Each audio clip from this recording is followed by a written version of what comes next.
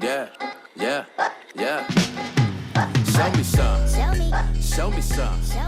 Show me some. Good day, Show me some. madam. Show me some.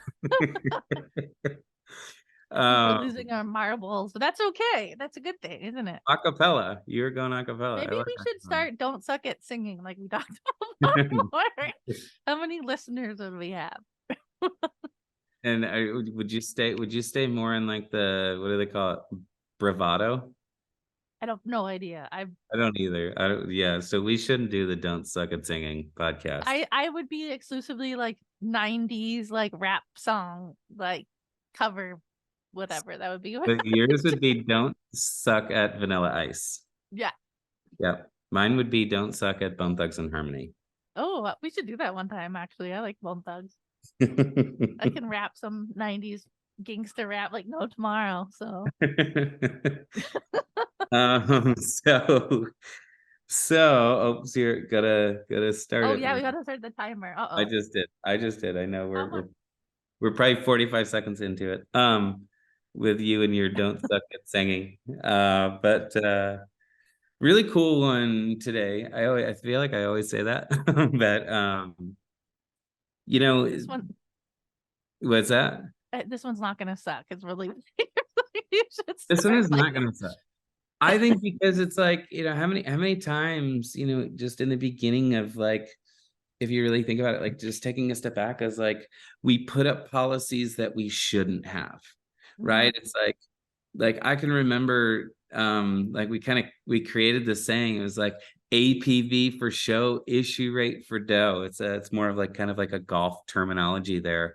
But it's so true, right? It's just like, don't just sit there and put up this massive premium. Let's really kind of focus on instant issue. Let's focus on making sure that we do the number one priority is getting our clients covered. We can always go back and revisit, because if you think about it in the beginning, Miranda, like you just don't know a lot, right? You don't know a lot about IULs. You don't know a lot about the debt-free life program and having the ability to be able to get people out of debt within 9 years or less.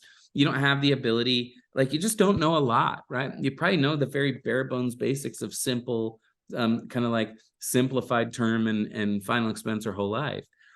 And it's okay just to get them some sort of protection, because something is better than nothing. Do you agree with that? And with something being better than nothing, you can literally just kind of like mark all those clients down. And then 6 months from now, just revisit. Now you have more carriers that you have access to. You have way more knowledge. And now we get to turn around and be able to kind of upsell our own clients with the new knowledge that we do have. Because I can promise you this, something is better than nothing. Because in 90% of these scenarios, that if God forbid something were to happen to their family, they're screwed. So get them something in the very beginning, and don't kind of like get out of your own way with that. But anyway, instant issued, Miranda, like I think it's one of the most important things that we can do for these clients. What's kind of your thought process around that? Yeah, I remember my first two big policies I wrote. One was like $1,000 a month. One was like $1,200. And these guys like wanted to do blood work. They were like, and I didn't know how to overcome it. So I'm like, yeah. And then I was all excited. And then both of them got not even an offer. They got declined. So I didn't help them. I didn't make any money. And then I got really good at what we're about to talk about today. And I didn't end up doing that really at all, but so you're saying you're saying APV for show, issue rate for dough? Is that yes. And I was trying to help them, but by trying to help them, I unhelp them. Because what happens is when you do an application like that with blood work, it goes on like their permanent, like their MIB, and whatever they've found now on that blood work, it goes to all the other insurance companies. So what's important to know is when you're doing simplified issue, which means that there is no blood work, right? And they have like 4 tables. They're just looking at whatever's on their doctor's records as of now, right? They're just looking at whatever is already there. But if I go and I send a nurse out to their home to do the blood work and, do pee or whatever it is that they end up doing, they're looking at that blood through a different set of eyes to try to find something wrong that maybe your doctor didn't think was a problem. But now they're looking to put you into a category and up your insurance premiums But now, like, for example, I had a friend of mine who was in his mid-30s, super fit, worked out all the time, did blood work for a policy. He thought it was going to be at like less. He was right now at like standard, it was like $100 a month. He thought, I'll do blood work and I'll get it like less. And then what ended up happening is they came back saying your cholesterol is too high. Now your premium's 300. And there's nothing you can do about it.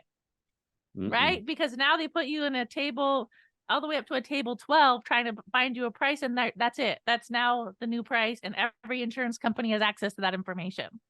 So yeah. So I tell that story every single time I'm meeting with somebody, because it's like, it's not, your doctor can say you're perfect, doesn't mean that this blood work policy is going to say the same thing.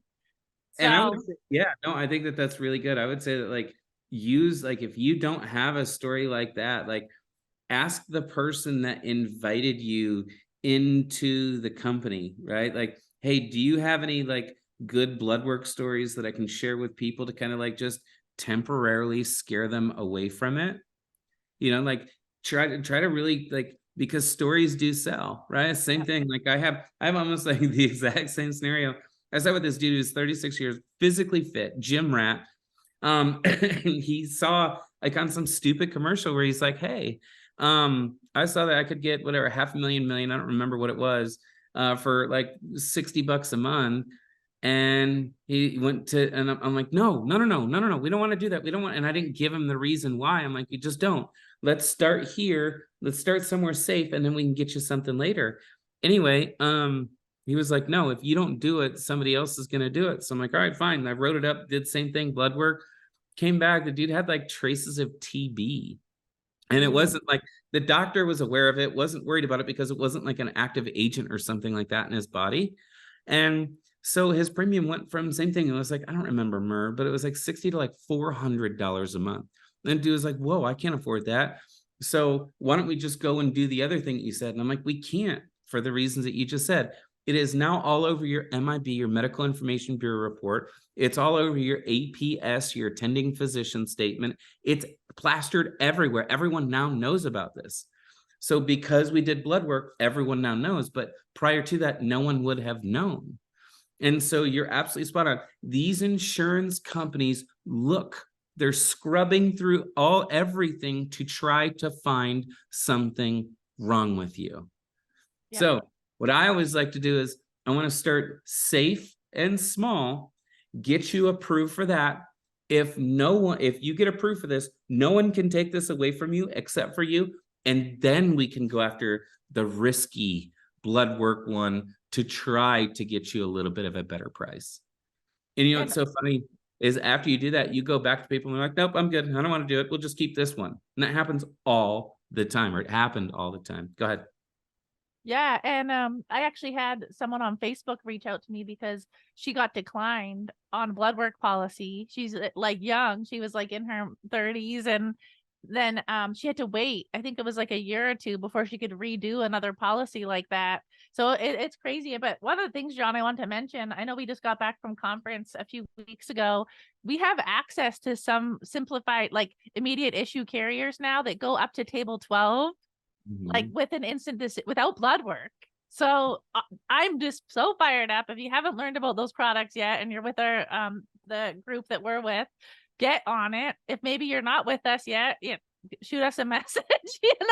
We might be able to hook you up there. But and also terms that go up to like 40 years instead of 30. Like, it's just crazy that the stuff we're doing right now to help people not have to do blood work. But just like John says, don't start there.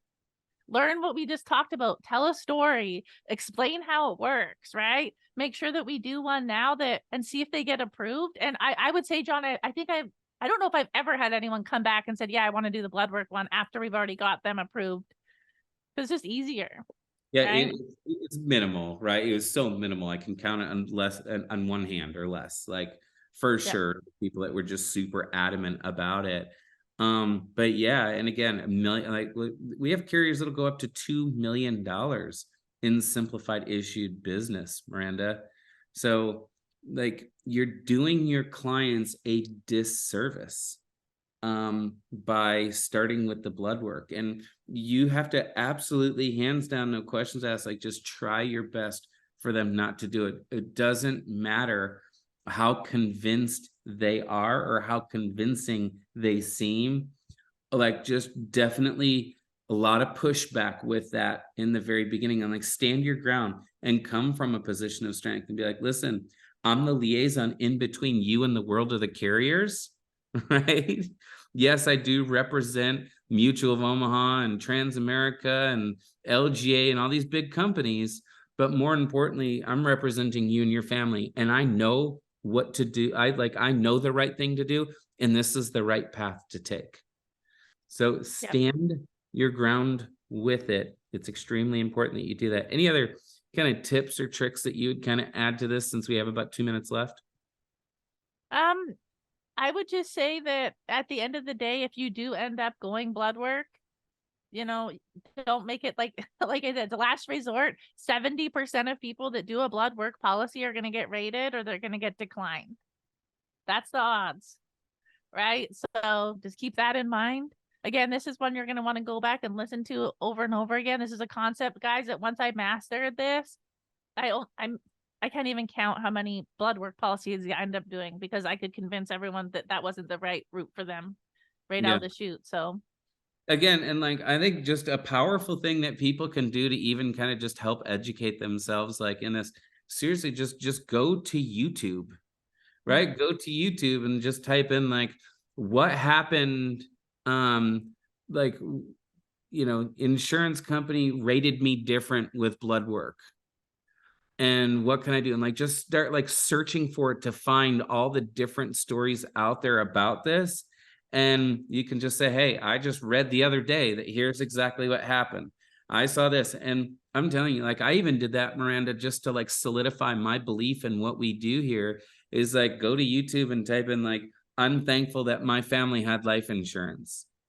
Like, that will help solidify your belief. Like, type in, I wish my family had life insurance. Here's what we had to deal with. And like, you'll be amazed at all the different stories that you see of families that are just in absolute turmoil because they didn't have an agent step out of their comfort zone and tell somebody that they shouldn't do blood work. They got them declined. Something happened later, and then boom, their family didn't have the coverage. So solidify your belief there. Absolutely. And I know one of my other cases was a guy that I had written a smaller policy, but then he found another agent that would do blood work. And I think we had him like 10 grand or something with the policy that I had, and he got declined. But now he came back as a smoker because he had a patch on, I guess at some point, nicotine's in his blood. They found other things wrong. And now the best he could do is get a graded death benefit policy. It's like, they'll find things that you don't even know. I'm like, dude, I told you this is not a good idea, but yeah, you'll come up with your own, but don't learn it the hard way. Just don't be that agent that doesn't care, right? Like, that's a perfect example. Like, oh, okay, here you go. Well, that client just got screwed, essentially, right? So, awesome. I love it. If they don't want to suck at sales, Miranda Martin, what should they do? They totally need to keep watching and maybe listen to some of the other ones from the beginning, because apparently those are really good too. So we're trying not to suck it doing our podcast. So we hope you like it. Thank you guys so much for listening. We truly appreciate all of the comments and all the love and all the outpouring that you guys are giving us. If you want to contact us individually, if you have certain questions for us about this particular episode, or if you have questions about anything, any ideas, tips, or tricks that you want to share with us, please click the link below. You'll have a direct access link to Miranda and a direct access link to myself. Yep, keep the ideas coming, guys, because anything that we can do to help you not suck at sales, well, that's our mission. So it's a wrap. I go for that gusto, losing ain't an option. Check a bag and make deposits and deposits and deposits. You see me shining.